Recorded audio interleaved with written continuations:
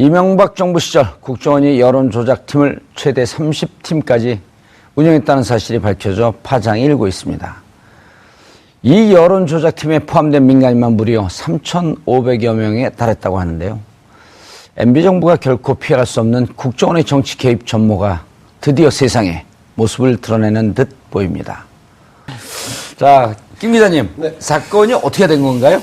네, 2009년이죠. 예. 원세훈 국정원장이 취임한 직후에 예. 국정원 내부에 심리전단이라는 팀에서 별도의 그 인터넷을 대응하는 어떤 그 외부 팀을 만들었습니다. 예. 이 팀이 이제 활동을 하는데 주로 댓글을 달고 그 당시 여권에 유리한 구도를 흐름을 만들기 위해서 아니면 이런 그 영향을 미치기 위해서 활동을 하게 됐는데 이 부분이 이제 기존의 한겨레 20일이라든가 일부 언론을 통해서 보도가 됐었는데 알파팀이라고 그때 당시 네, 보도가 됐었죠. 그렇습니다. 네네.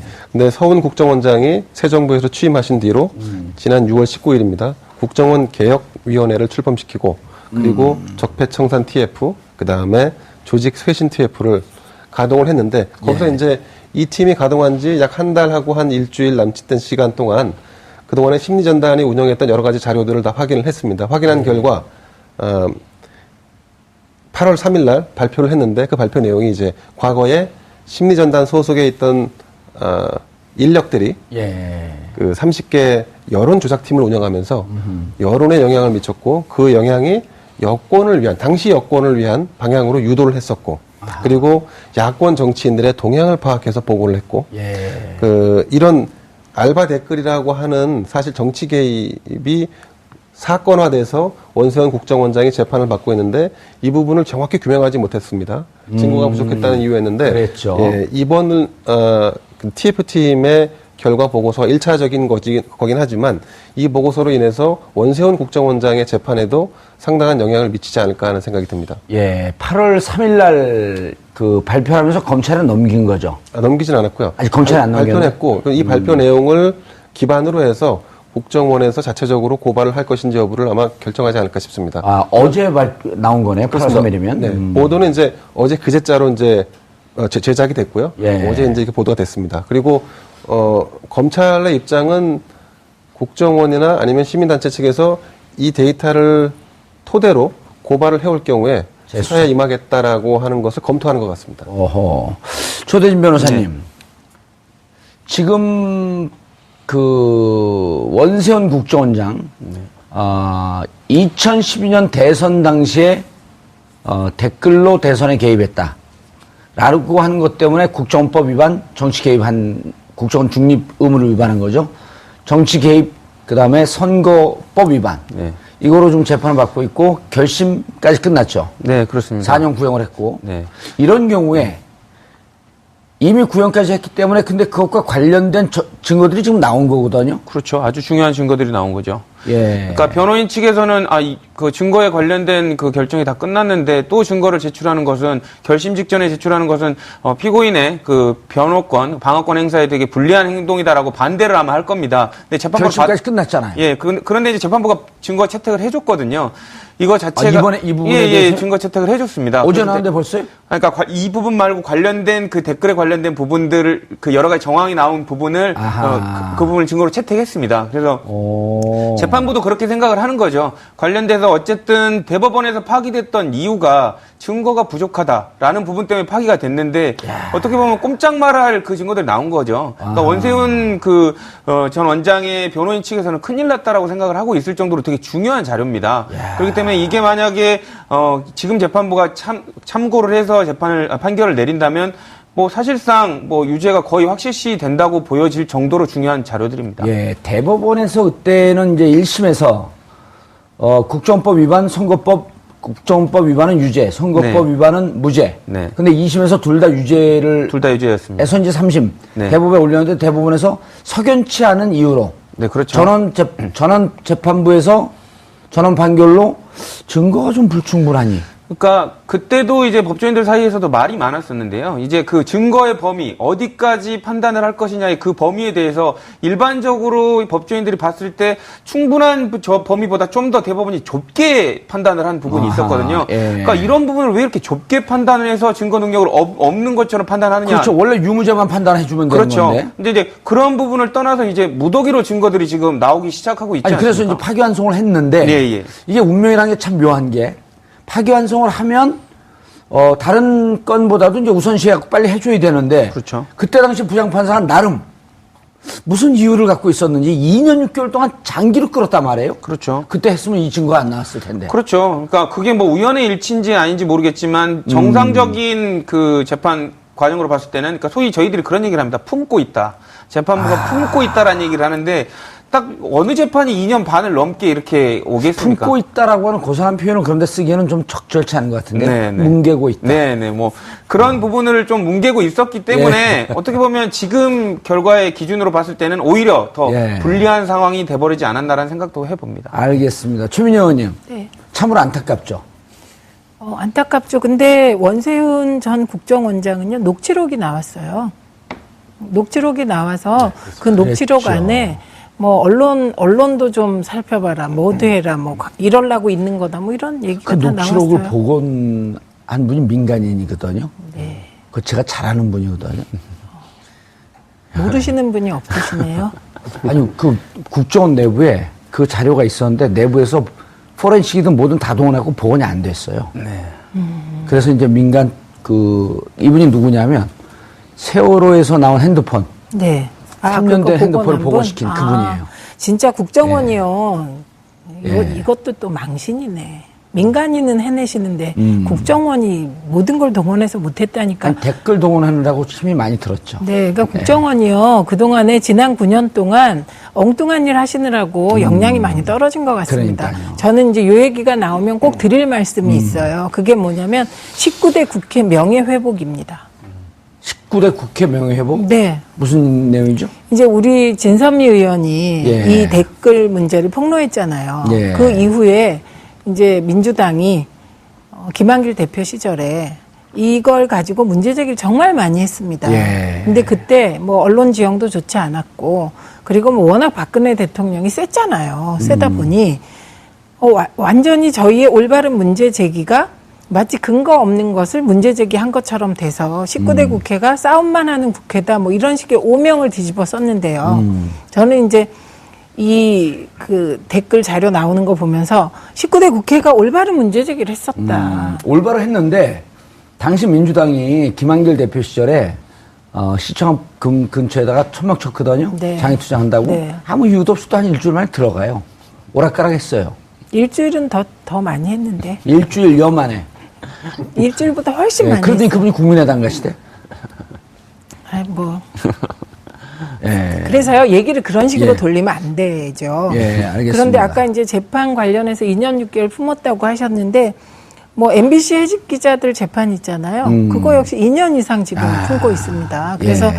대법원이 우리의 기대와는 달리 일부 과거에 조금 석연치 않은 태도가 있었던 거죠. 그렇죠. 그래서 지금 이게 그때 민주당에서도 계속 4년 내내 문제 제기를 네, 했어요. 그리고 네. 국민들이 2012년 대선이 끝나자마자 18대 대선이 끝나자마자 장장 4년 동안 거의 토요일마다 국정 대선 댓글 개입 네. 이 부분에 대해서 계속 그 토요 집회를 했었거든요. 네. 토요 집회도 했고요. 정확하게 국민들이 지적을 했던 거예요, 그러면은. 네. 그러니까 18대 대선에 대해서 자꾸 18이라는 숫자를 18대 대선에 대해서 선거 무효라는 두 가지 문제 제기가 있었어요. 하나가 댓글이고 다른 하나가 개표 조작. 아하. 네, 그래서 이 문제 제기가 계속 있었습니다만 개표 조작 부분은 뭐 복잡한 얘기고요. 예. 이 댓글 부분은 확실히 있었고요. 원세훈 전 원장 재판 과정에서 2심까지 사형 유죄 판결이 났던 거 아닙니까? 예. 김 기자님, 근데 내용을 보면 사실 이 국정원에서 어딘가 자료를 갖고 있었겠죠. 이걸 어떻게 다 국정원 내부의 그 자료인데 파기하거나 폐기하거나 하긴 좀 어려웠을 거 아니에요? 뭐 일정 부분 파기를 하지 않았을까 하는 추측도 돼 봅니다. 왜냐하면 정권이 바뀔 때마다 예. 사실은 그 정권의 구미에 맞게끔 기본적인 인력 세팅이 되다 보니까 그 인력들이 아무래도 지난 정부라든가 아니면 현 정부의 위해가 될 만한 요소들은 정리를 하는 게 아마 상례가 아닐까 싶습니다. 그렇습니다. 예. 네네. 그래도 적폐청산 TF죠. 그 개혁위원회에서 밝혀냈는데 상상했던 그대로 혹은 그거보다 더 많은 내용들이 나온 거예요.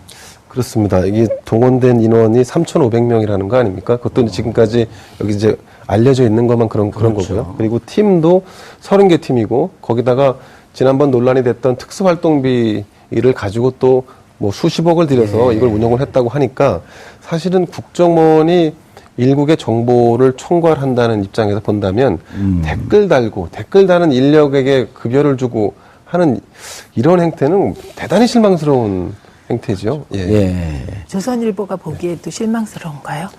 아니 이건 누가 봐도 실망스러울 질문할 권한이 없습니다. 같은 패널끼리 질문 못합니다. 금지. 알겠습니다. 근데 다만 우리가 이제 아직까지 명명백백하게 그 그렇죠. 자료가 오픈되지 않은 상태이기 때문에 단정적으로 얘기할 수는 없을 것 같습니다. 그리고 또 한 가지는 심리전단 자체에서 판단을 한 것인지 정말로 지시에 의해서 예컨대 청와대부터 해서 쭉 해서 이렇게 일사불란하게 과연 움직였던 것인지에 대해서는 조금 더 우리가 좀 추이를 지켜볼 필요는 있을 것 같습니다. 예. 그 부분에서 약간 좀 다르게 생각을 하는데요.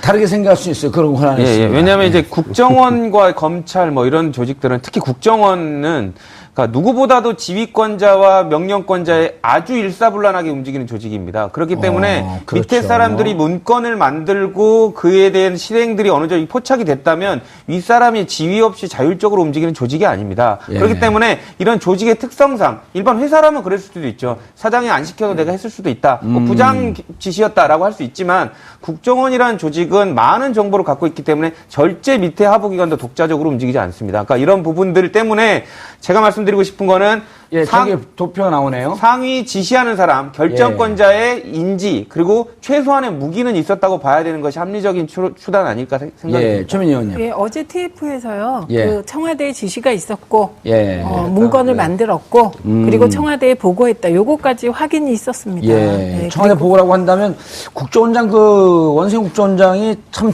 재밌는 재판 과정에서 재밌는 변화를 보여요. 첫 번째는 한때는 내가 다 했다. 그런데 최근에 증거가 이제 속속 나오기 시작하면서 아주 의미심장한 얘기를 해요. 국정원장이 이런 일을 혼자 하는 게 아니다. 그렇죠. 그리고요, 이게 말이 안 되는 게 이런 거예요. 그 기획력이 있는 사람들 있잖아요. 예. 그럼 이제 창의력이 있다고 뭐 출세도 하고 그래요. 그런데 다른 건 모르겠지만 이건 대선에 개입하는 거고 SNS 여론을 바꾸는 겁니다. 이거는 웬만큼 간이 커서는 혼자 기획 못 해요. 그래서 이런 종류의 일은 저는 혼자 한 것도 아니고 기획팀이 있고요. 예, 그리고 청와대도 뭐 일개 비서관이나 뭐 수준에서 할 수 있는 일이 아닙니다. 예. 김대중 기자님, 초창기에 이제 그 나중에 그 기사도 좀 나오고 그랬었는데 원세훈 국정원장이 있으면 우리가 여기서도 한두 번 말씀을 드린 것 같은데 국정원장이 있으면 국정원의 권한이 워낙 방대하고 막강해서 당내에서도 이제 예를 들어 더불어민주당 같은 경우도 서로 견제하면서 여러 세력들이 내부에 존재하잖아요. A라고 하는 세력에서 국정원장을 추천해서 만약 되면 국정원의 또 다른 제2의 실세가 누구냐면 기조실장이거든요.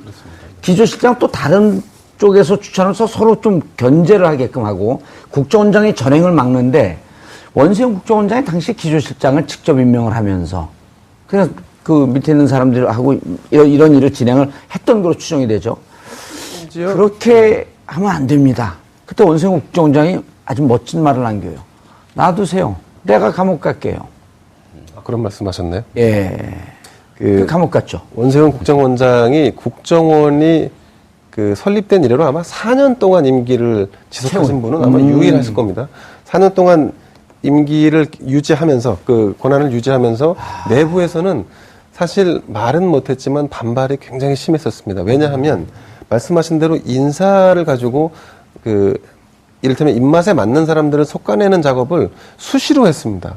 그래서 예컨대 지금은 대외 활동을 못하지만 국회나 아니면 관계 기관을 출입하는 분들 중에서도 활동이 자기의 코드가 맞는지 안 맞는지를 파악한 뒤에 불과 몇 개월 뒤에 다시 인사를 한다든지 해서 다 솎아내고 나머지 코드가 잘 맞지 않는다 싶으면은 다 한직으로 보내버리는 인사를 많이 했었습니다. 인사 전행을 하면서 그렇습니다. 인사 장난을 많이 쳤네요. 그러다 보니까 국정원 전체적인 그 장악력이랄까 이건 상대적으로 좀 더 강했었겠죠.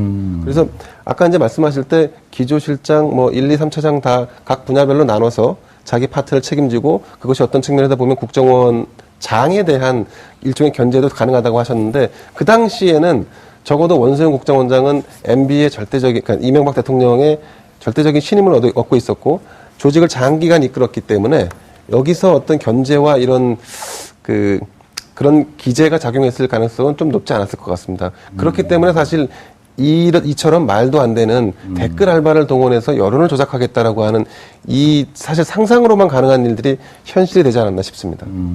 근데요, 그 MB가 이게 최시중 방통위원장 생각나시죠? 예. 그분이 연임하면서 5년을 방통위원장을 하고 역시 감옥 가셨어요. 예, 그래서 이 원세훈 국정원장하고 최시중 방통위원장은 저는 MB 체제를 받던 두 기둥이라고 보고 있습니다. 방송 장악과 국정원.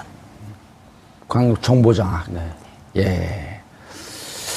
야, 근데 이게 정말 21세기 대한민국에서 많이 이제 우리가 이 많은 분들이 이 시민사회운동 쪽에서 문제 제기는 하고 그랬지만 이게 안 나왔으면 어떻게 됐을 뻔했어요. 이런 그 진실이 세상에 지금 드러난 게.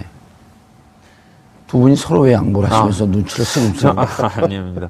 저는 이제 대부분 사람들이 이런 의혹이 있을 때 그때도 그런 얘기 하지 않았습니까? 네. 설마 국정원이 이렇게 했겠냐, 댓글 알바를 했겠냐라고 했는데 지금 다 사실로 나오고 있지 않습니까? 저는 그렇게 안 믿었어요. 했을 거라고 믿었어요. 저도 그랬습니다. 예. 저도 그랬지만 일반 국민들은 에이, 설마 국정원이 할 일이 그렇게 없나, 이렇게 했는데 결국엔 지금 밝혀진 게 세금 걷어가지고 3,500명짜리 PC방 하고 있었던 거 아닙니까? 댓글 알바 하면서.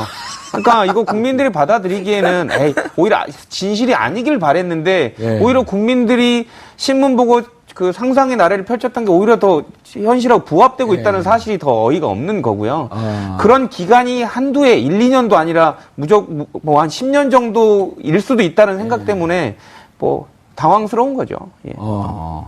큰 체육관 하나 빌려서 아주 PC방 하고 있었네요, 진짜. 네, 그랬던 것 같습니다. 그 사이에 별의별 국정원이 부끄러운 일들이 많았습니다. 기억나시죠? 그러니까 모 외교사절이 왔는데 호텔을 어떻게 감시하려다가 들키잖아요. 그런 일부터. 인도네시아인가? 그래서 그 나라를 얘기 안 하려고. 그런 일도 있었고요. 국정원이 제대로 일을 잘 못했죠. 그러니까 엉뚱한 데 신경 쓰니까 지난 9년 동안 이게 이제 ICT를 국정원도 좀 활용해서 뭔가 정말 국정원으로서 제 기능을 하기 위해서 역량이 더 강화됐어야 되는데 9년 동안 퇴보한 거죠. 그리고 이제 이런 걸 이어받았고 박근혜 정권에서 이탈리아 해킹팀에서 해킹 프로그램 사다가 하고. 그렇죠. RCS. 납득이 안 되는 일들을. 국정원 측에서 지금 발표한 저 문건이 나오는데, 조사 대상 문건 저걸 한번 좀 띄워봐 주시죠. 어떤 내용을 발표했는지. 조대진 변호사님. 네. 저는 저 해명을 보면서 국정원 측이 해명한 부분 말고 제일 중요한 부분이 2014년 검찰이 청와대에 그대로 반납해서 확인이 불가하다. 이 부분이 저는 되게 말이 안 된다고 생각하는데요. 관련돼서 검찰이 그걸 청와대에 다시 갖다 줬다는 얘기가 되는 거거든요. 지금 그런 이유 때문에 사본도 없는 데다가 원본을 다 그대로 넘겨버려서 지금 저게 무슨 얘기죠? 그러니까 관련돼서 문제가 있는 부분들을 그대로 이제 인지는 검찰이 했지만 원본 자체를 기록물 관련된 부분 때문에 청와대 그대로 반납했다는 내용입니다. 조사를 안 하고? 그렇죠. 그러니까 그런 부분들이 관련해가지고 검찰이 물론 고의였는지 아니었는지는 확인하기 어렵지만 검찰도 넓게 보면 공범의 범죄에 들어가지 않나라는 생각을 해봅니다. 저는. 그런데 이제 이게 윤석열 중앙지검장이 수사를 하겠다는 건가요? 어떻게 됐죠, 지금 입장은?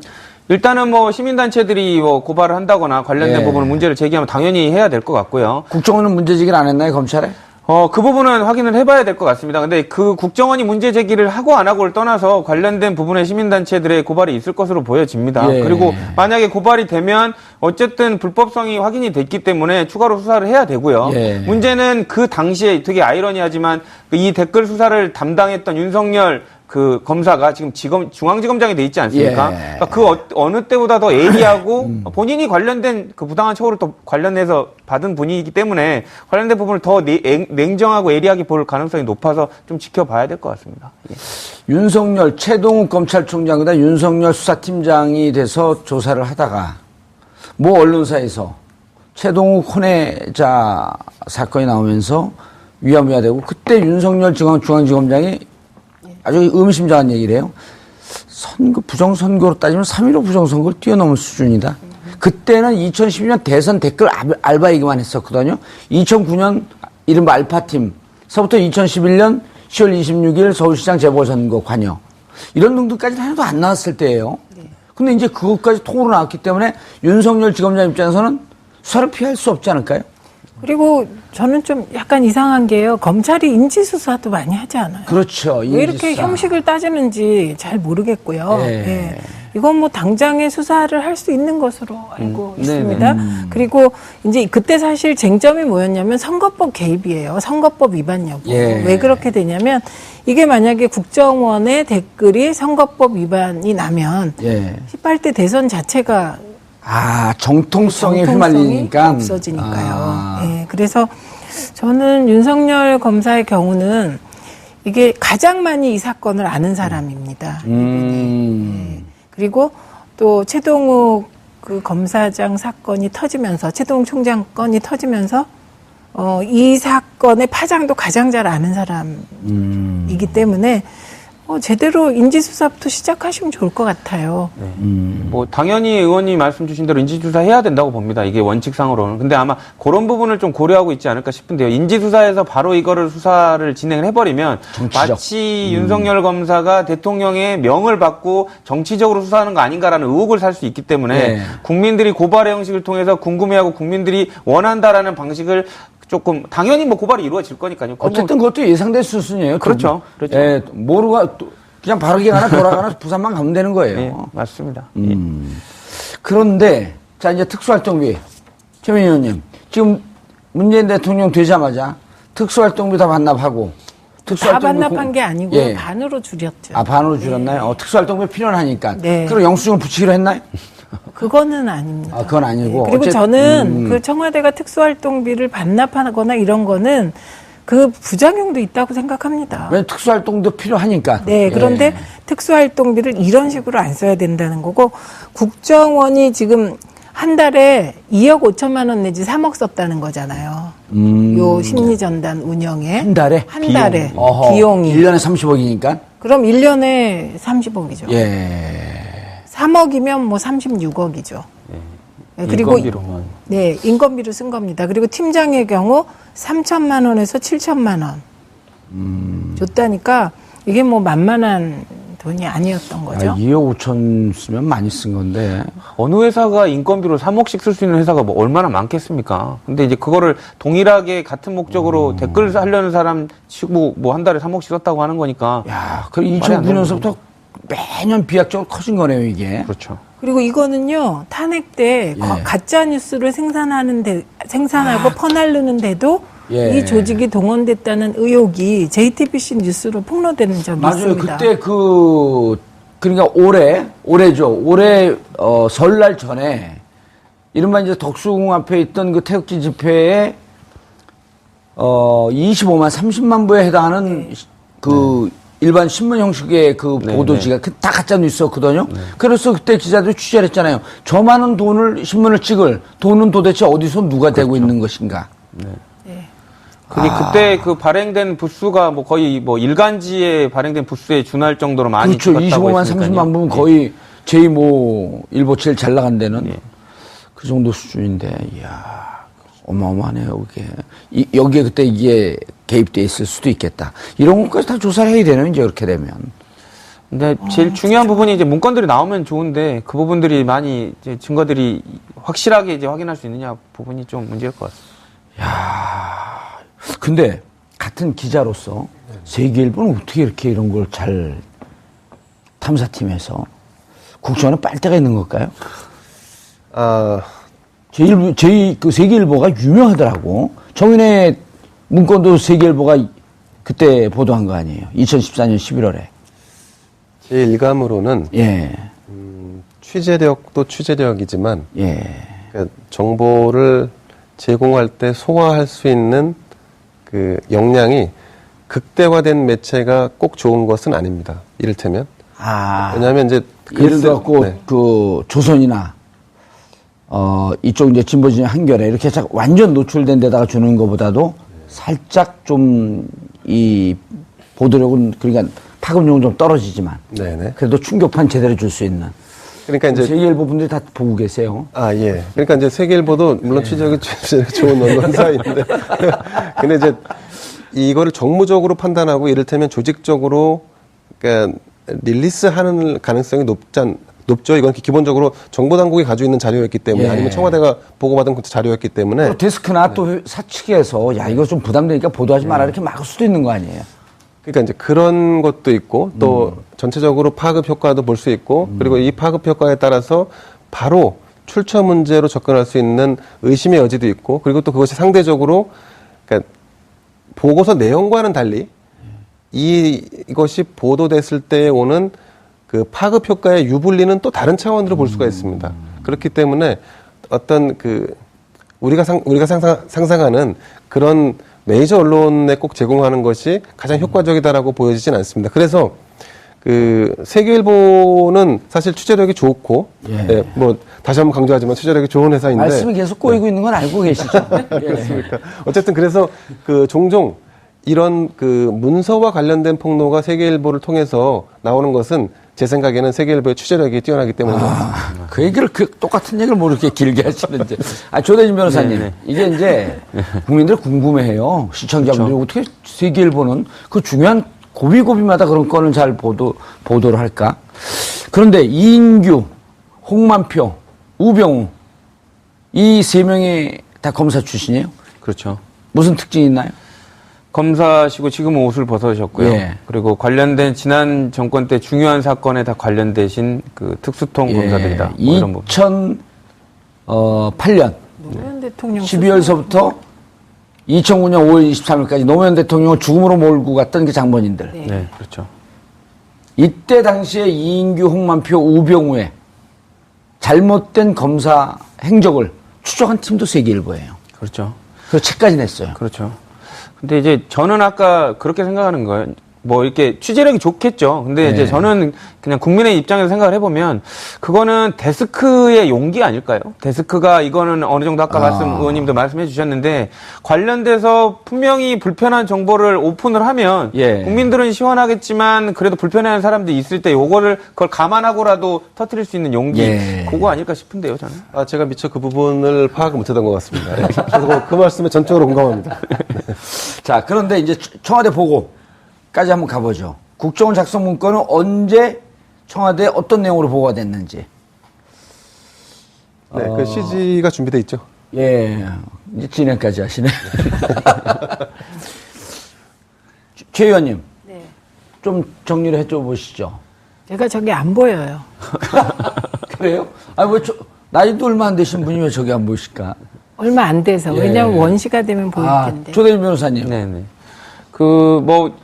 화면에서 보시는 것처럼, 11.6 재보선 관련된 부분, 엄정 처벌로 선거질서 확립하자. 그러니까 선거에 개입하겠다는 의지가 명확하게 들어가 있는 문건이거든요. 그런 부분이 이제 작성이 2011년 11월에 됐고. 그러니까 2011년 10월 26일이 박원순 서울시장 재보선거. 그렇죠. 그리고 저기 명단 쭉, 당시 야당 의원들 명단이 쭉 나옵니다. 한 7, 8명. 네. 제일 위에 누가 있는 줄 아세요? 정봉주 의원이 계시죠. 그럼요. 네, 그렇죠. 제가 그래서 감옥 갔나 봐요. 저기서 딱 지시를 해놓으니까. 예. 그 다음에 이제 SNS에 관련된 그 선거 영향력을 판단을 해서 이 부분을 이제 어떻게 대처할 것인가에 관련된 고려사항을 또 작성을 해서 11월 8일에 또 보고를 했고요. 그리고 이제 SNS를 제일 활동적으로 하는 2040 세대에 관련된 대정부에 대해서 어떤 불만 요인을 갖고 있는지 판단을 해서 여기에 대해 대처를 하라라는 부분도 보고를 한 것으로 알려지고 있습니다. 그리고 이제 서울 시민이 관심하고 있는 관심 이슈가 뭔지를 판단을 해가지고 이 부분을 조금 케어할 수 있는 부분까지도 방안을 보고를 한 것으로 지금 알려지고 있습니다. 말은 아주 멋있게 썼네요, 그래도. 네. 예. 계속 봐주시죠. 네.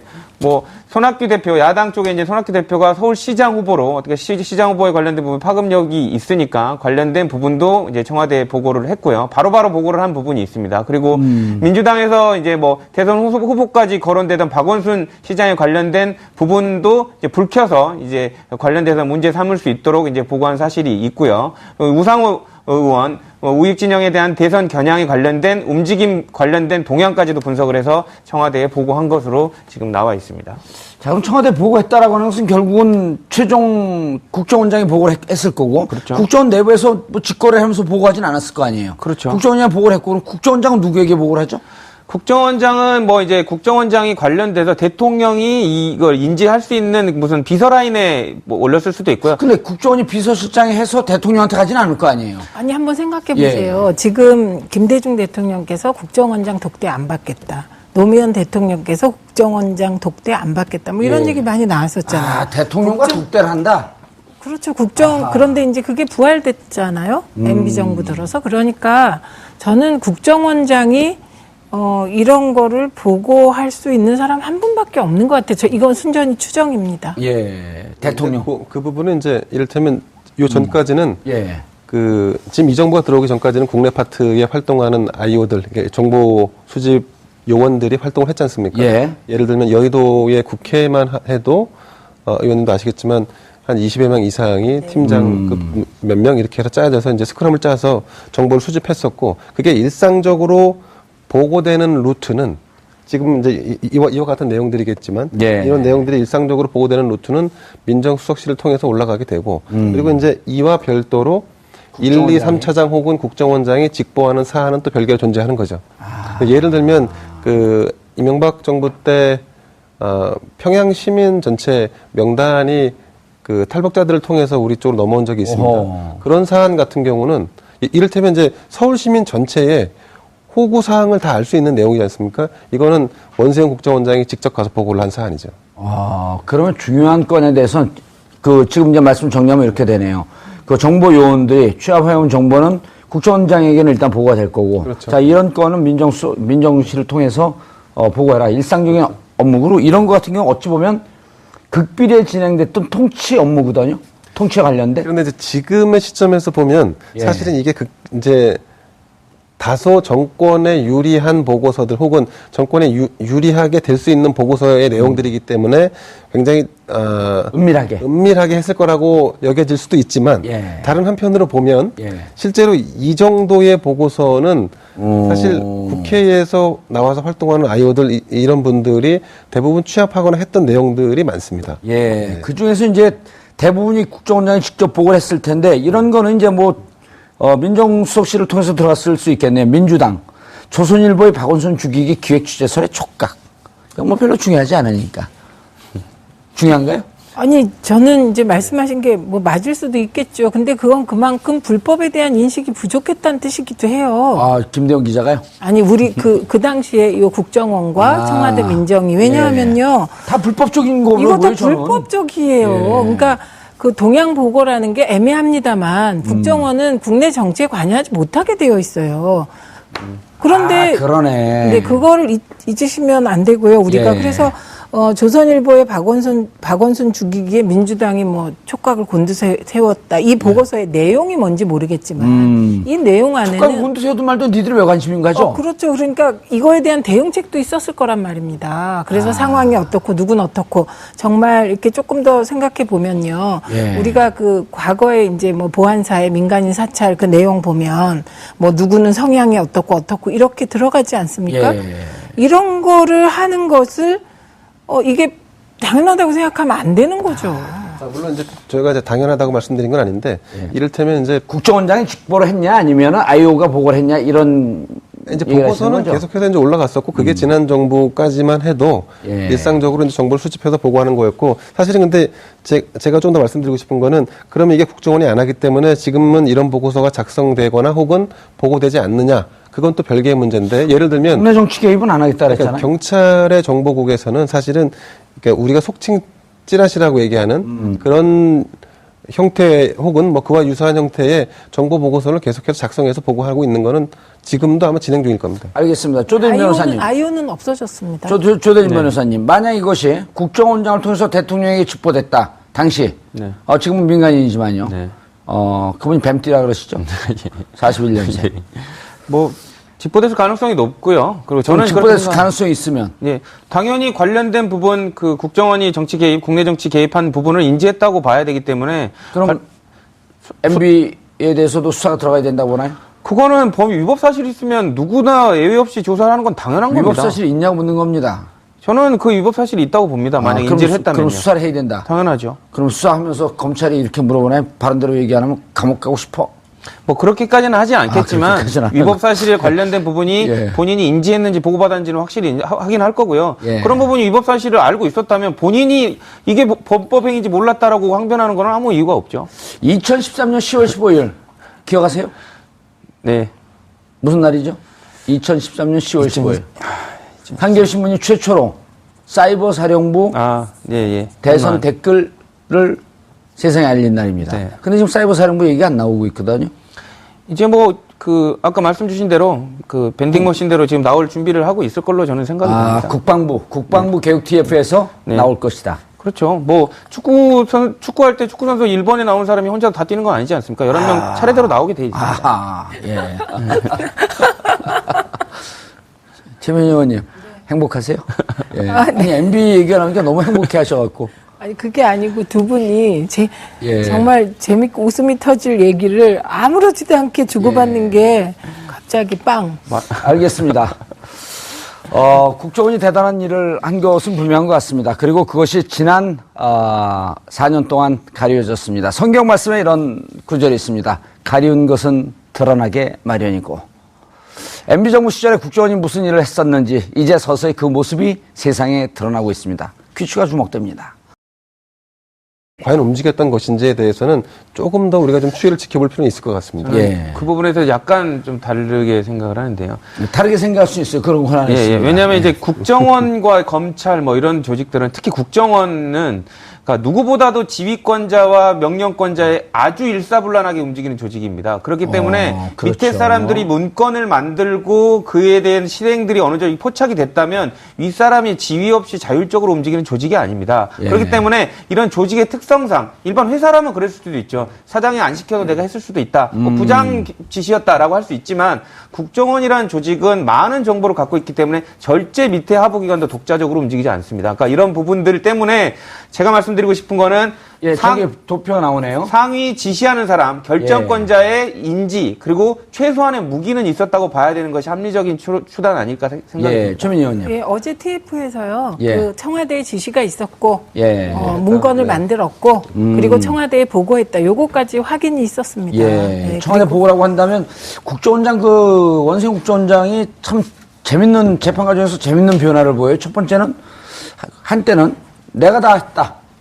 그런데 최근에 증거가 이제 속속 나오기 시작하면서 아주 의미심장한 얘기를 해요. 국정원장이 이런 일을 혼자 하는 게 아니다. 그렇죠. 그리고요, 이게 말이 안 되는 게 이런 거예요. 그 기획력이 있는 사람들 있잖아요. 예. 그럼 이제 창의력이 있다고 뭐 추세도 하고 그래요. 그런데 다른 건 모르겠지만 이건 대선에 개입하는 거고 SNS 여론을 바꾸는 겁니다. 이거는 웬만큼 간이 커서는 혼자 기획 못 해요. 그래서 이런 종류의 일은 저는 혼자 한 것도 아니고 기획팀이 있고요. 예, 그리고 청와대도 뭐 일개 비서관이나 뭐 수준에서 할 수 있는 일이 아닙니다. 예.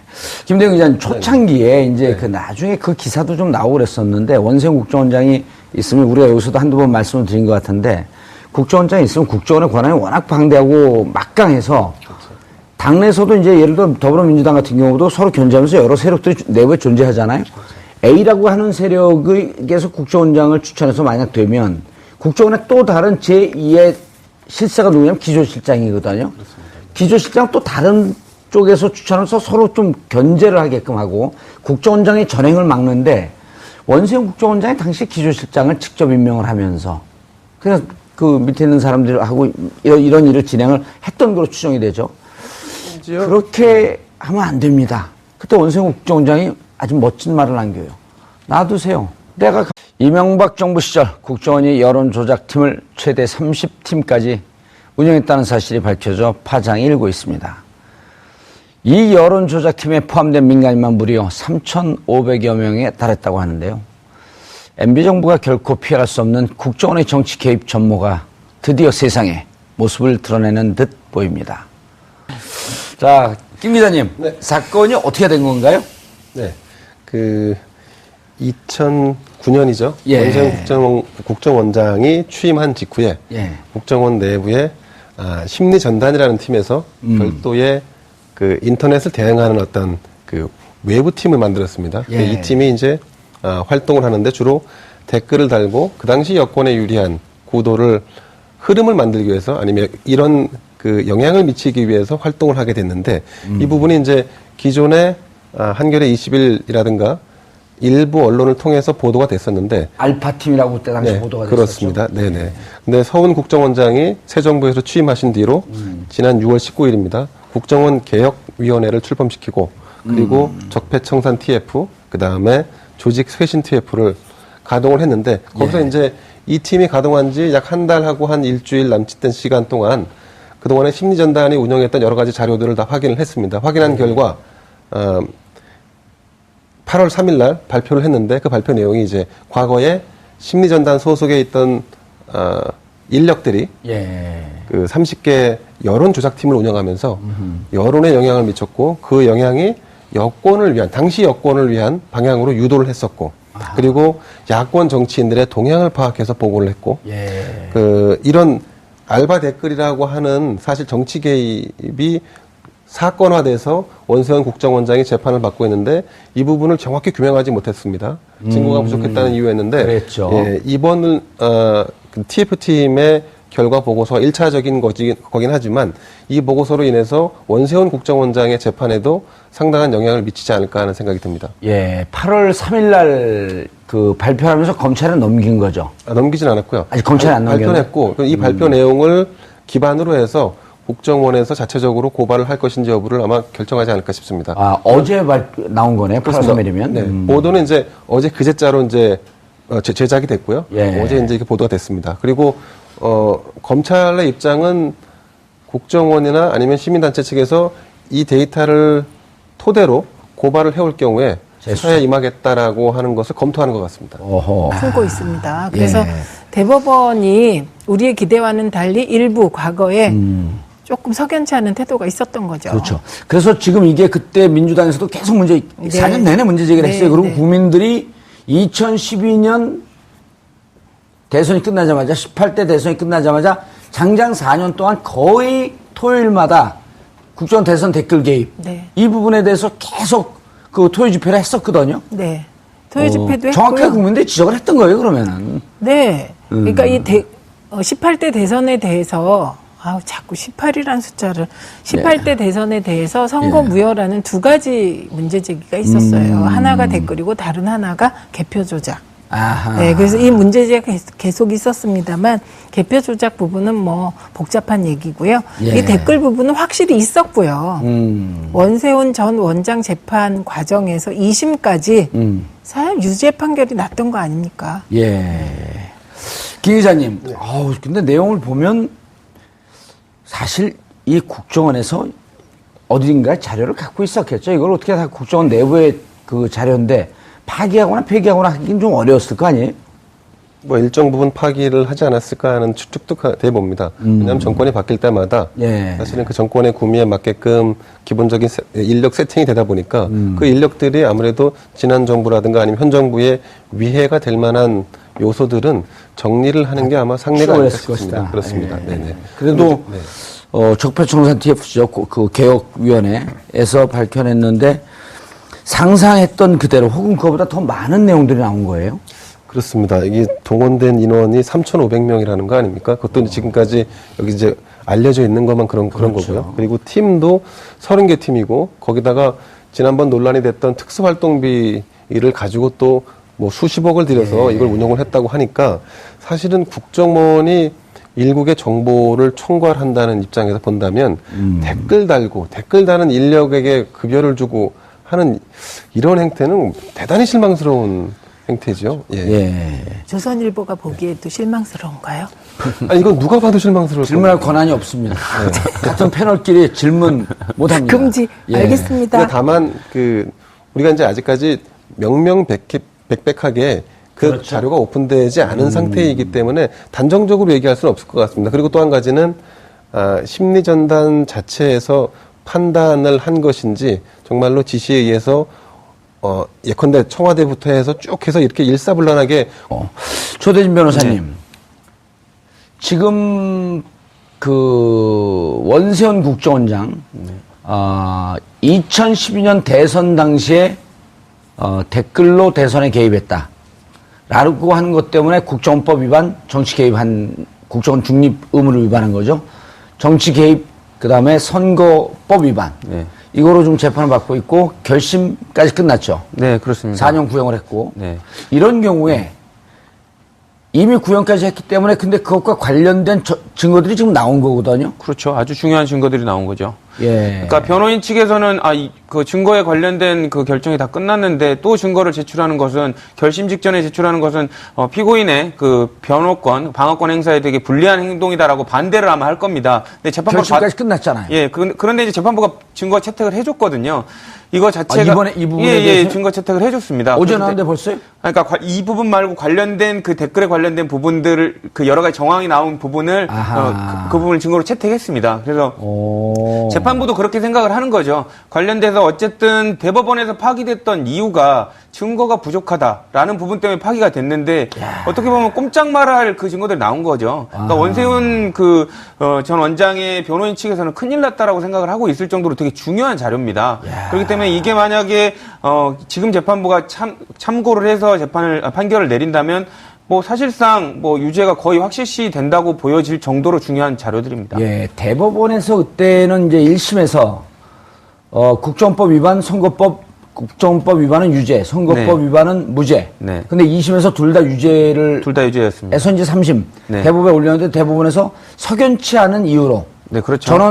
전원 재판부에서 전원 판결로 증거가 좀 불충분하니. 그러니까 그때도 이제 법조인들 사이에서도 말이 많았었는데요. 이제 그 증거의 범위 어디까지 판단을 할 것이냐의 그 범위에 대해서 일반적으로 법조인들이 봤을 때 충분한 저 범위보다 좀 더 대법원이 좁게 판단을 한 부분이 있었거든요. 예. 그러니까 이런 부분을 왜 이렇게 좁게 판단을 해서 증거 능력을 없는 것처럼 판단하느냐. 그렇죠. 원래 유무죄만 판단해주면 되는 그렇죠. 건데. 근데 이제 그런 부분을 떠나서 이제 무더기로 증거들이 지금 나오기 시작하고 있지 아니, 그래서 않습니까? 이제 파기환송을 했는데. 예, 예. 이게 운명이라는 게 참 묘한 게 파기환송을 하면 다른 건보다도 이제 우선시해갖고 빨리 해줘야 되는데. 그렇죠. 그때 당시 부장판사가 나름 무슨 이유를 갖고 있었는지 2년 6개월 동안 장기로 끌었단 말이에요. 그렇죠. 그때 했으면 이 증거가 안 나왔을 텐데. 그렇죠. 그러니까 그게 뭐 우연의 일치인지 아닌지 모르겠지만 정상적인 그 재판 과정으로 봤을 때는 그러니까 소위 저희들이 그런 얘기를 합니다. 품고 있다. 재판부가 품고 있다라는 얘기를 하는데 딱 어느 재판이 2년 반을 넘게 이렇게 오겠습니까? 품고 있다라고 하는 고상한 표현은 그런데 쓰기에는 좀 적절치 않은 것 같은데. 네, 네. 뭉개고 있다. 네네, 뭐, 그런 부분을 좀 뭉개고 있었기 때문에, 어떻게 보면 지금 결과의 기준으로 봤을 때는 오히려 더 예. 불리한 상황이 돼버리지 않았나라는 생각도 해봅니다. 알겠습니다. 최민희 의원님. 네. 참으로 안타깝죠. 안타깝죠. 근데 원세훈 전 국정원장은요, 녹취록이 나왔어요. 녹취록이 나와서 그 녹취록 그랬죠. 안에 뭐 언론도 좀 살펴봐라, 뭐도 해라, 뭐 이러려고 있는 거다, 뭐 이런 얘기가 그 다 녹취록을 나왔어요. 복원한 분이 민간인이거든요. 네. 그 제가 잘하는 분이거든요. 모르시는 분이 없으시네요. 아니, 그 국정원 내부에 그 자료가 있었는데 내부에서 포렌식이든 뭐든 다 동원하고 복원이 안 됐어요. 네. 그래서 이제 민간 이분이 누구냐면 세월호에서 나온 핸드폰. 네. 3년 된 그거 핸드폰을 복원한 복원시킨 분? 그분이에요. 진짜 국정원이요. 예. 이것도 또 망신이네. 민간인은 해내시는데 국정원이 모든 걸 동원해서 못했다니까. 아니, 댓글 동원하느라고 힘이 많이 들었죠. 네, 그러니까 국정원이요. 그동안에 지난 9년 동안 엉뚱한 일 하시느라고 역량이 많이 떨어진 것 같습니다. 그러니까요. 저는 이제 요 얘기가 나오면 꼭 드릴 말씀이 있어요. 그게 뭐냐면 19대 국회 명예회복입니다. 19대 국회 명예회복? 네. 무슨 내용이죠? 이제 우리 진선미 의원이 예. 이 댓글 문제를 폭로했잖아요. 예. 그 이후에 이제 민주당이 김한길 대표 시절에 이걸 가지고 문제 제기를 정말 많이 했습니다. 예. 근데 그때 뭐 언론 지형도 좋지 않았고 그리고 뭐 워낙 박근혜 대통령이 셌잖아요. 세다 보니 완전히 저희의 올바른 문제 제기가 마치 근거 없는 것을 문제 제기한 것처럼 돼서 19대 국회가 싸움만 하는 국회다 뭐 이런 식의 오명을 뒤집어 썼는데요. 저는 이제 이 그 댓글 자료 나오는 거 보면서 19대 국회가 올바른 문제 제기를 했었다. 올바로 했는데 당시 민주당이 김한길 대표 시절에 시청 근처에다가 천막 쳤거든요. 네. 장애 투쟁한다고. 네. 아무 이유도 없이 또 한 일주일 만에 들어가요. 오락가락 했어요. 일주일은 더 많이 했는데. 일주일여 만에. 일주일보다 훨씬 많이 그러더니 했어요. 그분이 국민의당 가시대. 아이, 뭐. 예. 그래서요, 얘기를 그런 식으로 예. 돌리면 안 되죠. 예, 알겠습니다. 그런데 아까 이제 재판 관련해서 2년 6개월 품었다고 하셨는데, 뭐, MBC 해직 기자들 재판 있잖아요. 그거 역시 2년 이상 지금